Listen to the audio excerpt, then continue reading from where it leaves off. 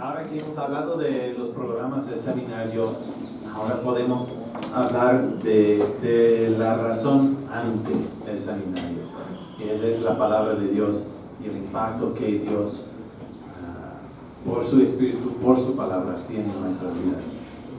Y es un privilegio compartir la palabra de Dios con ustedes y tener tiempo con ustedes esta mañana. Hace una semana, claro, no estaba aquí, estaba en Costa Esmeralda, en Veracruz.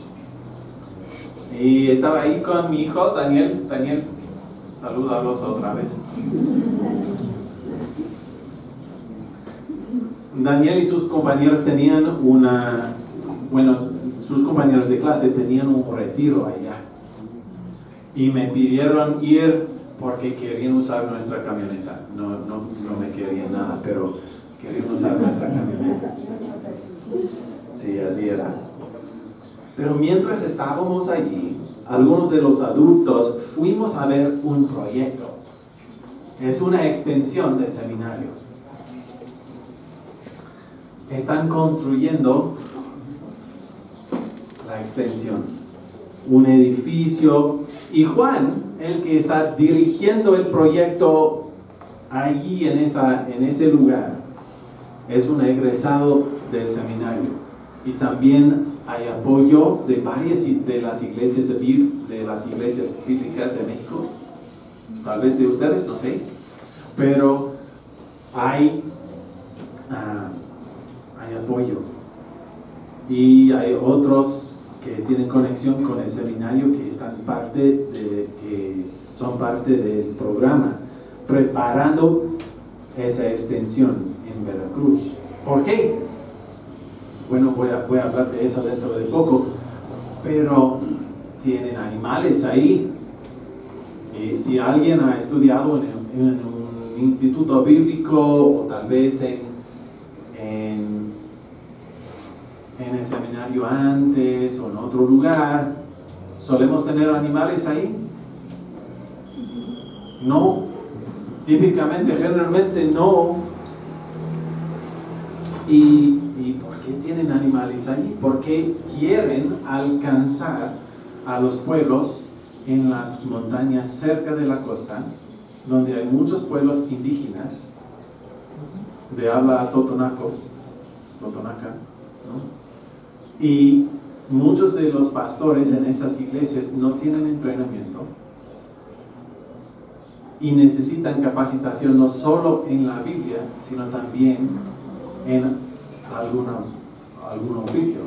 Entonces tienen animales, tienen las vacas Brahman, tienen otros animales, tienen un lugar para plantas, tienen un taller de carpintería que están preparando para capacitar a los líderes de las iglesias en un lugar para regresar a su comunidad, no desconectados de sus comunidades, sino con capacidades para mejorar sus comunidades en la labor de la vida cotidiana y también de la palabra de Dios. ¿Es necesario?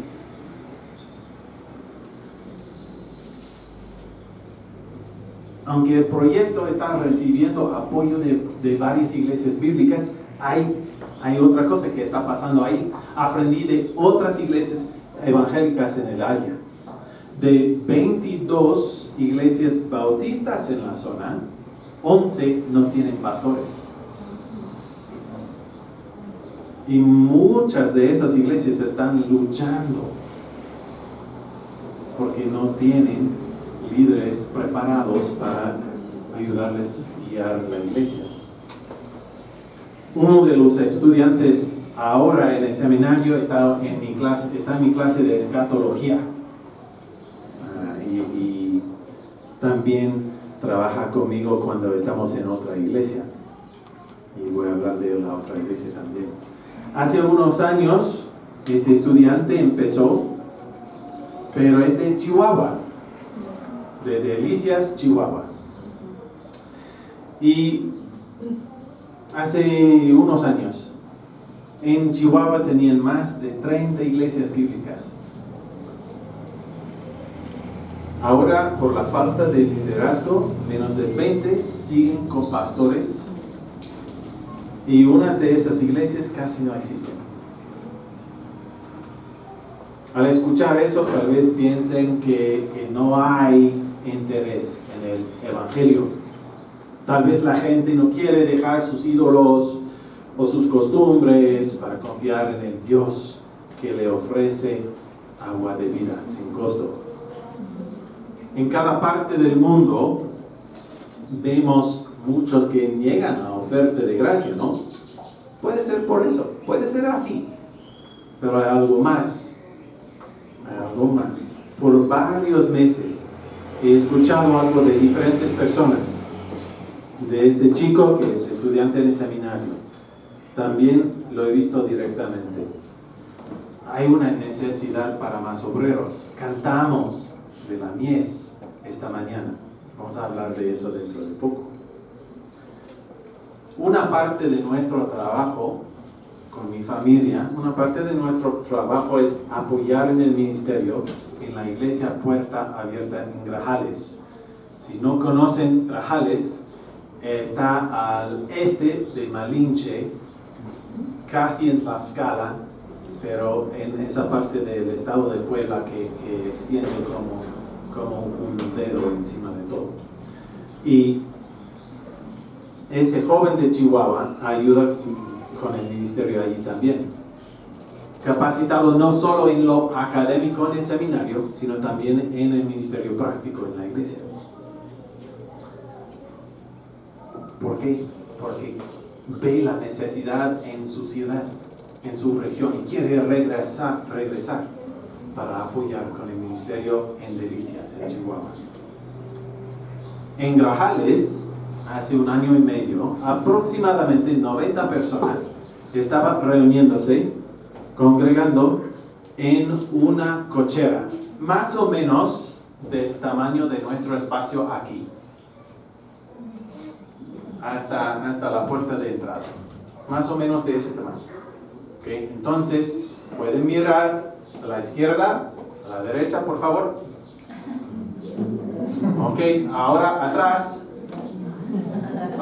Ahora 90 personas. No cabíamos. Y estábamos orando, Señor, ayúdanos por favor. Y el pastor y el equipo de liderazgo, porque estamos ahí, nosotros, mi familia y yo, estamos ahí para apoyar el ministerio del pastor. Pero nos reunimos en una cochera sin espacio para todos. Algunos domingos al final, aquí la entrada, y teníamos 4 o 5 personas aquí en la puerta. ¡Qué bendición!, ¿no? Alguien donó el uso de una bodega. Hoy casi 200 personas están ahí. Y al hablar con el pastor aprendí que hay una oportunidad, y lo he visto yo también. Tenemos una reunión varonil hace 2 meses. Vinieron unos hombres de Tlaxcala, 30 minutos para reunirse con nosotros. Hay una oportunidad para sembrar, plantar 5 iglesias, por lo menos, solo en esa región. Hay necesidad para más obreros. Hay muchos ministerios acá también. Esta mañana escuchamos de esta oportunidad de evangelizar a los niños. Y espero aprender más mientras estamos con ustedes hoy. Hay algo parecido, claro, en la palabra de Dios. Cantamos de la mies esta mañana, ¿no? Y vamos a estudiar Mateo 9, 35 a 38, esta tarde vamos a estudiar eso. Pero antes de hacer eso, oremos. Padre Celestial, aquí estamos para alabarte, para aprender más de tu palabra, para animar el uno al otro, Señor, y estamos aquí para estar cambiado por tu Espíritu. Guíanos, por favor, en el estudio para glorificar tu nombre. No solo aquí, sino también en el mundo. En el nombre de Cristo Jesús. Amén. Amén. Mateo 9:35 empieza por darnos un poco de contexto. Entonces, hasta este punto les he dado el contexto del ministerio en diferentes partes de México. Pero ahora queremos ver el contexto que Jesús tenía en su tiempo en la tierra, mientras estaba ministrando con su pueblo. Entonces tenemos en la Nueva Biblia de las Américas, sé que muchos tienen otras versiones. En las iglesias en Puebla a veces escuchamos de la Reina Valera, a veces de la nueva versión internacional, a veces de la nueva traducción viviente, pero yo estoy usando la Nueva Biblia de las Américas hoy. Jesús recorría todas las ciudades y aldeas, enseñando en las sinagogas de ellos, proclamando el evangelio del reino y sanando toda enfermedad y toda dolencia. Activo en el ministerio, Jesús enseñaba y hablaba del evangelio. Además, sanaba a los enfermos, ministraba a las necesidades físicas y también las espirituales. ¿Era suficiente? No. No era suficiente. Y no es herejía decirlo. No es blasfemia. El ministerio de Jesús en el pueblo de Israel, a propósito de Dios, su propósito era no ser suficiente. ¿Cómo puede ser? El sacrificio de Jesús sí es suficiente. Claro que sí. Vemos esto a través de toda la Biblia. Sabemos que la obra de Jesús es suficiente para nosotros. Pero también quería involucrarnos en el ministerio y también a sus discípulos. Entonces, vemos en versículo 36, viendo las multitudes, tuvo compasión de ellas, porque estaban angustiadas y abatidas como ovejas que no tienen pastor. Entonces, cuando empecé a hablar con ustedes, he visto sus caras. Unos de ustedes están así, otros así. Uno atrás estaba así.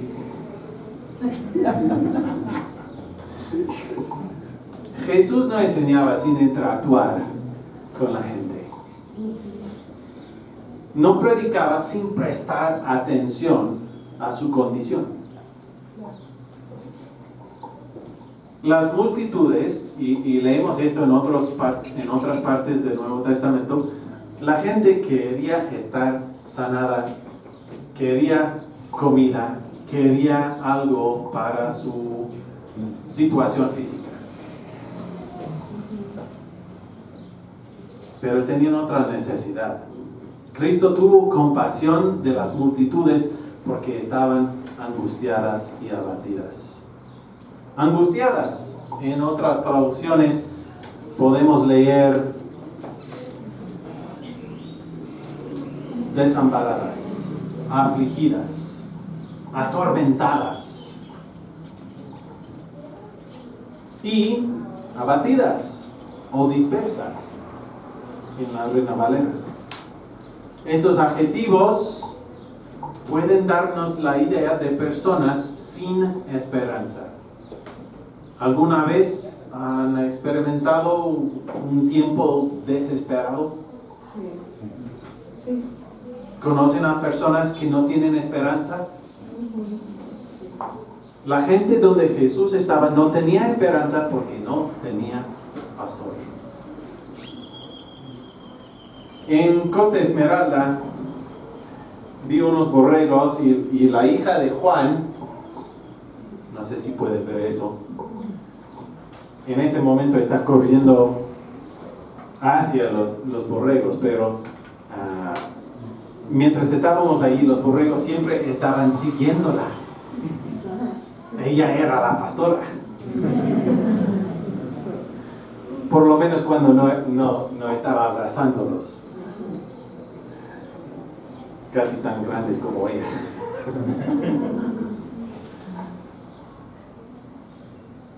Esos borregos tenían a alguien que les pastoreaba. Pero los afligidos de Israel no tenían a nadie. Aunque debían tener líderes fieles, no era así.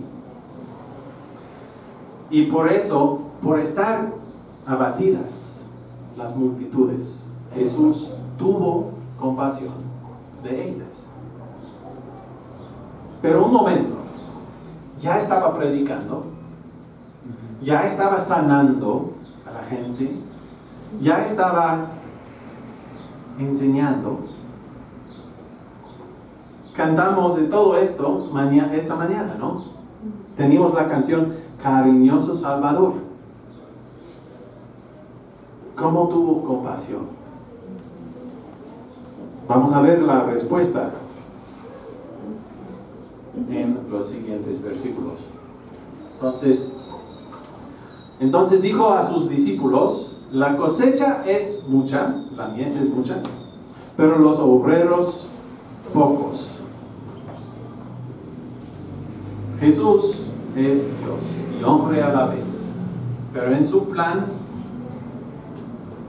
llegó para ministrar en un lugar, y ahora hay un plan para nosotros y para sus discípulos en ese momento, ministrar a todo el mundo. Aquí en Mateo 9, una parte de su compasión empieza con versículo 38. Por tanto, pidan al Señor de la cosecha que envíe obreros a su cosecha. La primera parte de su respuesta compasiva, de la respuesta compasiva de Jesús, es advertir a sus discípulos del problema y presentarles una petición de oración. La cosecha es mucha, la mies es mucha.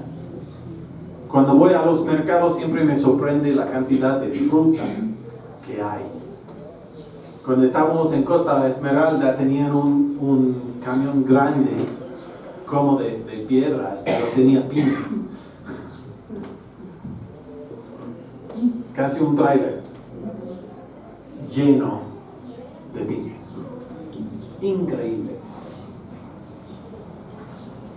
Pero eso solo es un lugar. ¿Cuánta fruta hay en todo el mundo? Ni puedo imaginar cuánto hay.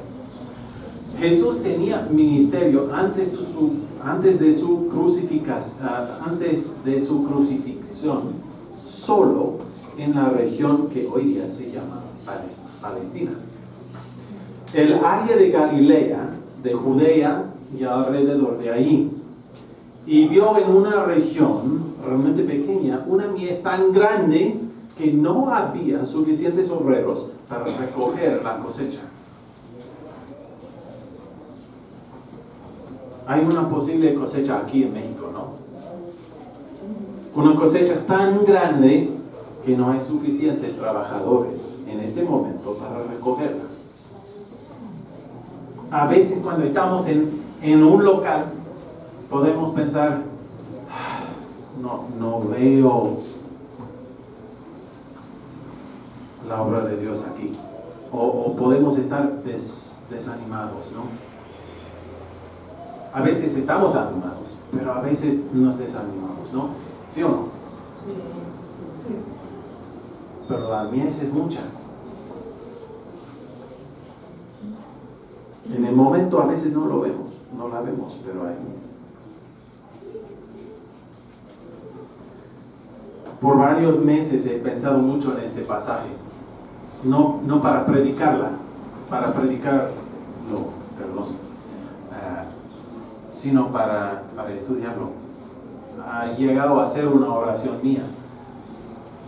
Un mes escuché de las iglesias en Chihuahua, otro mes escuché de las iglesias en Veracruz, otro mes escuché del deseo de la iglesia en Grajales. ¿Qué está haciendo Dios aquí en Iztapaluca, en México? ¿Qué está haciendo Dios? Y este versículo ha llegado a ser mi oración. Y como era mi oración cuando me invitaron a predicar, dije, tengo que predicar en eso, que está en mi corazón.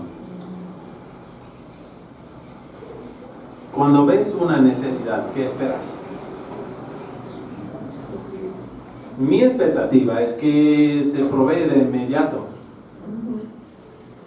Cuando leo en la Biblia que Dios nos ama, que provee por nuestras necesidades, espero que provea lo que falte de inmediato, en ese momento.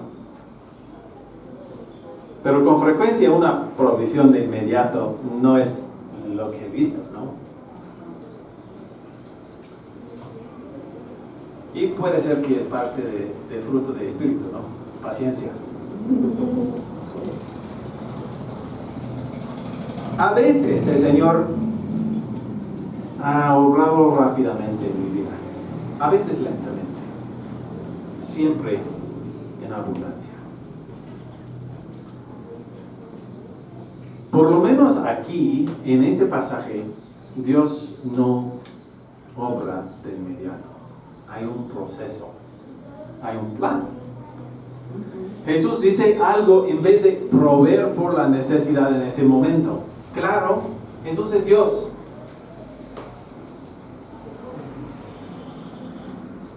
Dio alimento a 5,000 hombres, no contando las mujeres y los niños. Y predicó a ellos sin micrófono. Claro que era capaz y es capaz de evangelizar a todo el pueblo de Israel en un momento, claro, pero no lo hizo. Usó a los discípulos y hoy día usa a nosotros. Pero hay algo que hizo antes. Empieza por decirles a sus discípulos que necesitan orar. Hay varios verbos que podía usar para dar este mandato. En griego se escribió, el Nuevo Testamento se escribió en griego. Y hay varios verbos. Y nosotros tenemos diferentes verbos hoy día. Tenemos orar, pedir, rogar, diferentes verbos también en español. En griego hay otros verbos. Lo que usa aquí, Jesús usa un verbo que indica que es una petición urgente. Y no solo urgente, pero con necesidad.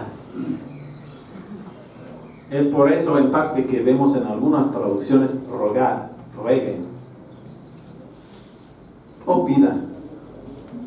Pero es algo urgente.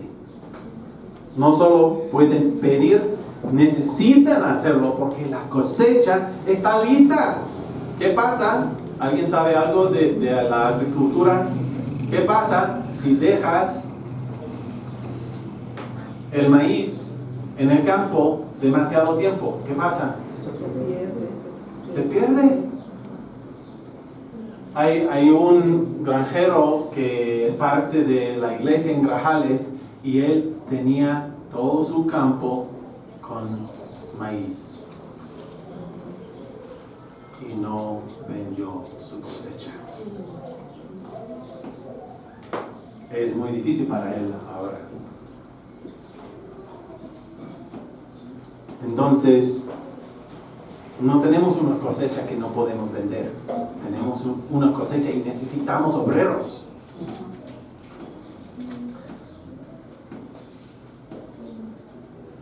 En el momento en que aprendieron, tal vez hoy, tal vez antes, de la posible cosecha aquí en México, ¿qué hicieron ustedes?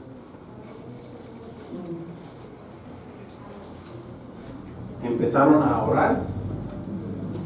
Podemos hacerlo.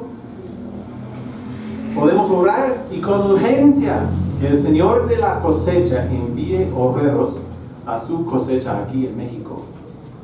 Pero si oramos así, algo que puede pasar, y es lo que pasa con los discípulos. Capítulo 10 empiezan llamando a sus 12 discípulos. Jesús les dio poder sobre los espíritus inmundos para expulsarlos y para sanar toda enfermedad y toda dolencia. Oh, un momento, para sanar toda enfermedad y toda dolencia. ¿Es algo que estaba haciendo Jesús? No sabemos cuánto tiempo pasó entre el mandato de orar y la comisión.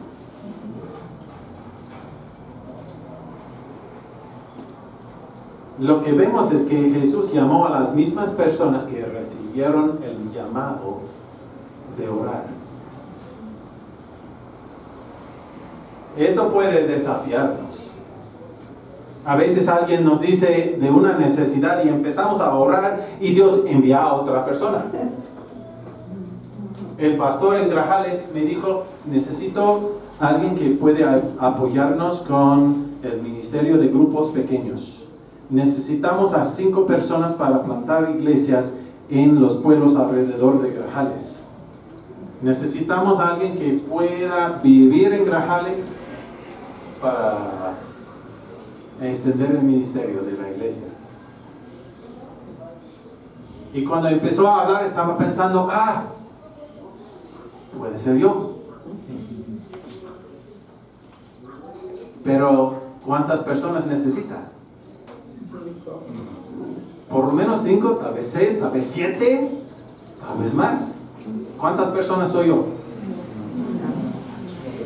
Solo soy una persona. Y eso me indica que aunque puede ser que soy parte de la respuesta de Dios, no soy la respuesta.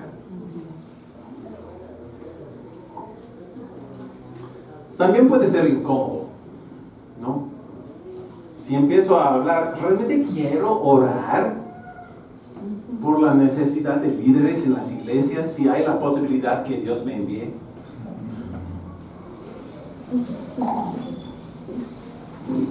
Si empiezo a pensar así, puedo empezar a dar excusas también. Dios, no soy capaz. Dios, hay otras personas mejores que yo. Dios, esa región, Andrés habló de Veracruz y en esa zona hablan totonaco y yo solo hablo español. Dios, hay mucha violencia en tal región y vivo acá con mi familia. A la vez otros tal vez piensen, Dios, quiero ser líder, pero puede ser que me rechacen. Yo soy líder, pero la necesidad es demasiado grande y aun si trabajo en ese campo, la mies es demasiado grande. Dios, estoy sirviendo ya. Unas de estas excusas pueden ser válidas en algún momento, pero no en otro. Hay que orar. Hay que orar. Puede ser que, aun con estos ejemplos que he mencionado, podemos ser como los discípulos en otro momento en que Jesús estaba enseñando y no vieron la cosecha. Aunque es una situación parecida con una mies grande, en Juan 4 los discípulos no ven la oportunidad. Durante su plática con los samaritanos, Juan 4 tiene que ver con una visita de Jesús a un pueblo samaritano. Los samaritanos odiados por los judíos porque habían torcido la verdad de la palabra de Dios. Pero durante su plática con los samaritanos y después de hablar con una mujer al lado de un pozo, los discípulos encontraron a Jesús y le dijeron: es hora de comer, tienes que comer algo. No había comido nada. Pero él les dijo, en vez de empezar a comer y dejar de hablar con la gente, su comida era hacer la voluntad del que le envió, es decir, del Padre, y llevar a cabo su obra. En Juan 4:35, Jesús explica que algo está pasando. Los discípulos no entendieron por qué estaba hablando con la mujer y mucho menos con los demás samaritanos. Solo sabían que era la hora de comer. Pero había una cosecha ahí entre estas personas odiadas. ¿No dicen ustedes, todavía faltan 4 meses y después viene la siega? Pero yo les digo, alcen sus ojos y vean los campos que ya están blancos para la siega. Cuando escucho de una necesidad, puedo negar el llamado a orar por ella. Puede ser que no quiero involucrarme. Puede ser que no creo que haya una respuesta suficiente. O, como en Juan 4, puede ser que no veo la oportunidad que está enfrente de mí, enfrente de mi iglesia. Y no, o también que no quiero a esas personas. Jesús murió por mí, por ti y por esas personas que no quiero, porque Él sí quiere a esas personas y yo debo quererlos también. El resultado en ese pueblo samaritano, en ese lugar donde vivía gente odiada, era que en Juan 4, 39 y 41, muchos de los samaritanos creyeron en Él por el testimonio de la mujer, en 39, y muchos más creyeron por su palabra, la palabra de Jesús. Escucharon el mensaje. Todo un pueblo experimentó el impacto del ministerio de Jesús porque la cosecha estaba ahí, en ese lugar. Si alzamos nuestros ojos, ¿qué más podemos ver? Dios está obrando alrededor de nosotros. ¿Hemos alzado los ojos para verlo? ¿Para ver lo que está haciendo? En el resto del pasaje en Juan, pueden leer en casa, hay un llamado implícito en el mandato de alzar los ojos. Y es ver la oportunidad que Dios ha provisto alrededor de nosotros. Jesús tenía muchos discípulos. En Mateo 10 solo menciona a los 12 que llegaron a ser los apóstoles. No sabemos cuántos estaban con él en Juan 4, pero en Lucas 10 vemos que envió a 70, empezando con la misma instrucción que vimos en Mateo. Y les decía, la cosecha es mucha, pero los obreros pocos.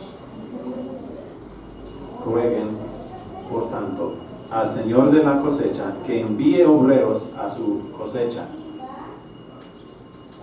La oración es el primer paso.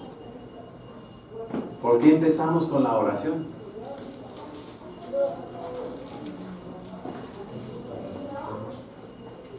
Dios es soberano y Él es el Señor de la cosecha. Él provee los obreros, pero también provee la cosecha. Él es Señor de la cosecha. Cuando mi familia y yo empezamos el proceso de venir para apoyar con el ministerio de seminario y con la escuela de mis hijos, donde Raquel sirve como directora, y también con las iglesias locales, una parte de nuestro entrenamiento incluyó el recuerdo de orar que el Señor enviara obreros a la cosecha. Si Él no nos envía, no importa nada nuestra preparación. Por eso podemos resumir lo que hemos visto ya en un punto y tal vez añadir otro dentro de poco.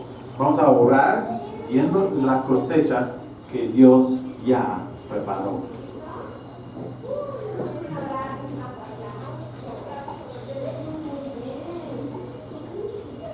Y en Mateo 10:1 vemos un poco más.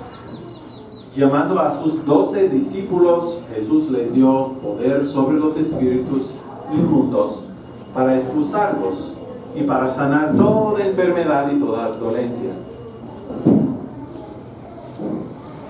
Los llamó para servir y les dio poder para la obra.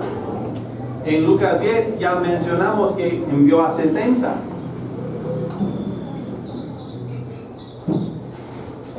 Pero no envió a sus discípulos, a sus pueblos, sin preparación. Y no envía a nosotros sin preparación. El resto de Mateo 10, si quieren leer Mateo 10 en casa, pueden. Una gran parte de Lucas 10 también. Esos dos capítulos nos dan un resumen del entrenamiento que recibieron los discípulos. ¿Cuánto tiempo estaban con Cristo en ese entrenamiento? No sabemos. Pero lo que sí sabemos es que empezaron el entrenamiento por caminar con Él. Estaban con Él cuando Él comentó de la mies. Ya habían experimentado la prédica que les enseñaba a dar y también un ejemplo de cómo estaba sanando las necesidades y enfermedades físicas que tenían. En Mateo 10 solo iban a las ovejas perdidas de la casa de Israel, no a todo el mundo. Mateo 10:6. Después de darles este enfoque, les dio más capacitación. Habló de cómo debían ir, cómo debían proveer por su obra, qué debían esperar de su ministerio. En parte, conflicto.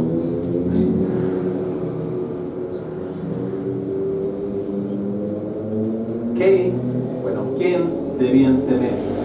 ¿La gente? No. Les enseñó del costo personal, pero también habló de la recompensa. No tenían que evitar el ministerio por una falta de recursos. A veces es una excusa nuestra, ¿no? Señor, no puedo hacer esa obra porque no puedo pagarlo.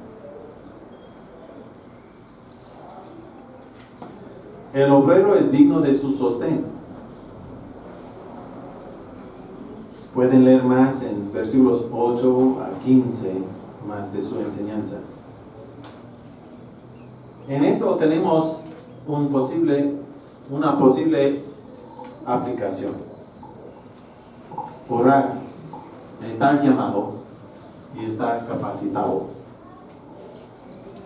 Pero si queremos llevar a cabo esta aplicación, ¿cómo lo hacemos? Podemos orar por el ministerio de los líderes aquí, por las iglesias locales, las iglesias regionales, las iglesias en otros países también.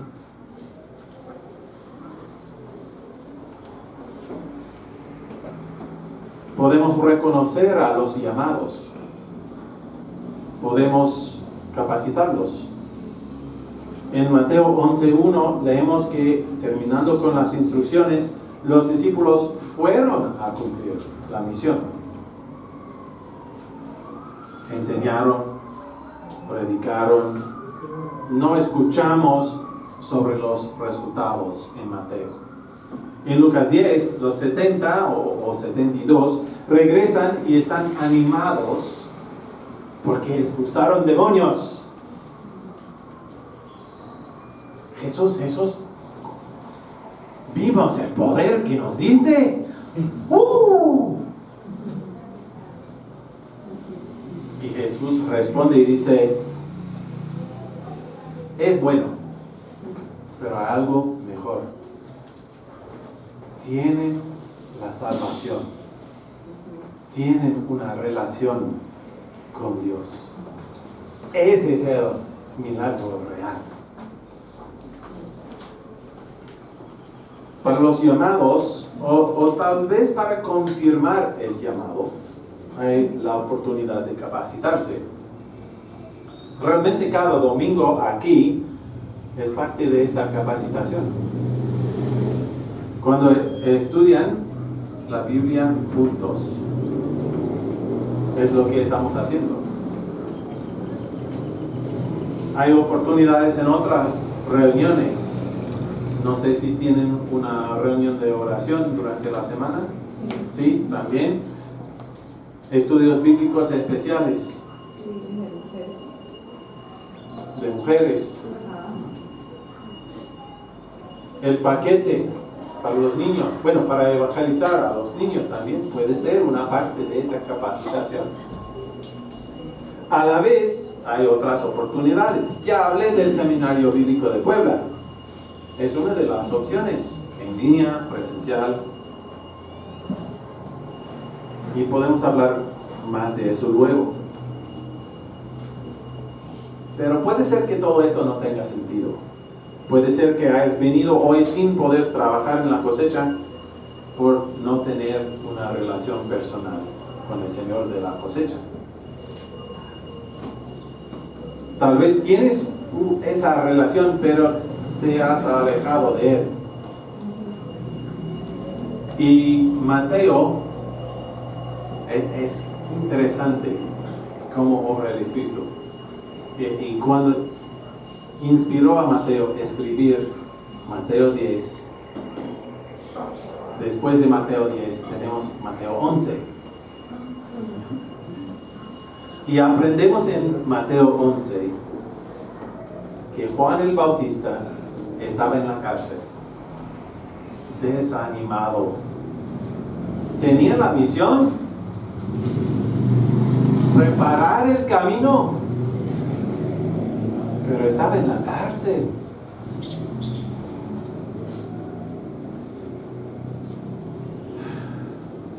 Ya sabía que Jesús era el prometido, el Cristo, que por fe en Él tendríamos una relación segura con Dios.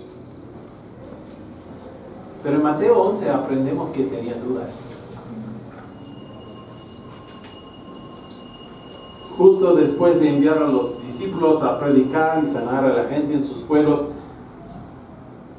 justo después de eso, los discípulos de Jesús predicando, sanando, Juan envió a sus propios discípulos a Jesús con una pregunta: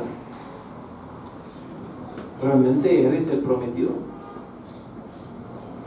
¿Eres el que debemos esperar?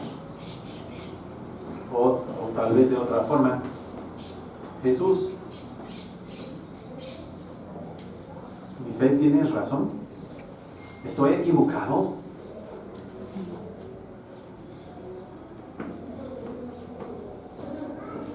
Jesús le recordó que sí, que estaba sanando a los enfermos, resucitando a los muertos y anunciando el evangelio a los pobres. Casi al final de Mateo 11, que puede ser para nosotros también. Si tienen dudas hoy, tenemos Mateo 11, 28. Vengan a mí, dice Jesús, vengan a mí, todos los que están cansados y cargados, y yo los haré descansar.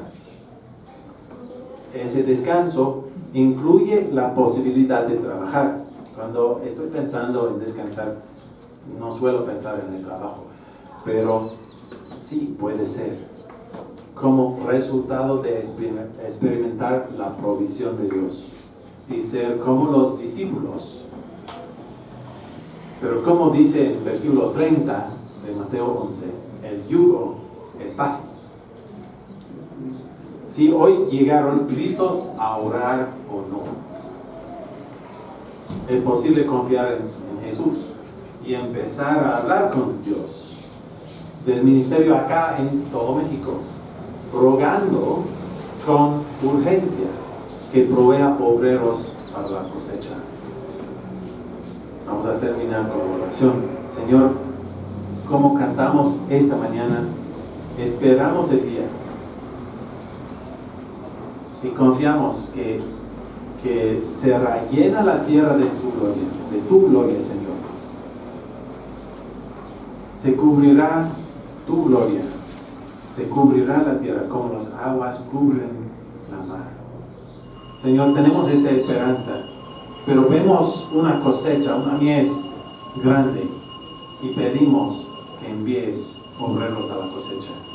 Guíanos esta semana en los campos alrededor de nosotros. En el nombre de Cristo Jesús. Amén.